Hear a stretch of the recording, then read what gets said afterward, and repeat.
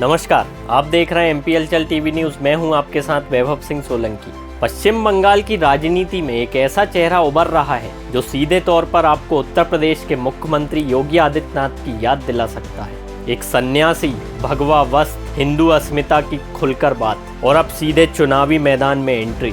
क्या बंगाल में भी दोहराया जाएगा योगी मॉडल या ये दावा भाजपा के लिए भारी पड़ सकता है? आइए समझते हैं इस रिपोर्ट में। पश्चिम बंगाल, जहां राजनीति हमेशा से विचारधाराओं का संग्राम रही है, अब यहां एक नया नाम तेजी से सुर्खियों में है, उत्पल महाराज, जिनका असली नाम है स्वामी ज्योतिर्मयानंद। वो लंबे समय तक भारत सेवा आश्रम संघ का एक प्रमुख चेहरा रहे, लेकिन अब उन्होंने राजनीति का रास्ता चुन लिया। और दिलचस्प बात यह है कि उन्होंने किसी आम पार्टी का दामन नहीं थामा, बल्कि देश की सबसे बड़ी पार्टी भारतीय जनता पार्टी की टिकट पर सीधे चुनावी मैदान में उतर गए। उत्पल महाराज उत्तर दिनाजपुर जिले की कालियागंज सीट से चुनाव लड़ रहे हैं, लेकिन सवाल ये है, क्या ये सिर्फ एक उम्मीदवार है या फिर एक सोची समझी रणनीति? राजनीतिक जानकार मानते हैं कि भाजपा यहाँ हिंदुत्व कार्ड को और मजबूत करना चाहती है, ठीक वैसा ही जैसे योगी आदित्यनाथ के जरिए उत्तर प्रदेश में किया गया था। एक सन्यासी जो सीधे सत्ता की राजनीति में उतरता है, धार्मिक पहचान के साथ राजनीतिक एजेंडा लेकर चलता है और जनता के सामने हिंदू हितों की रक्षा का वादा करता है। यही वो फॉर्मूला है जिसने यूपी में राजनीति की दिशा बदल दी। अब वही प्रयोग क्या बंगाल में भी सफल होगा? लेकिन बंगाल उत्तर प्रदेश नहीं है।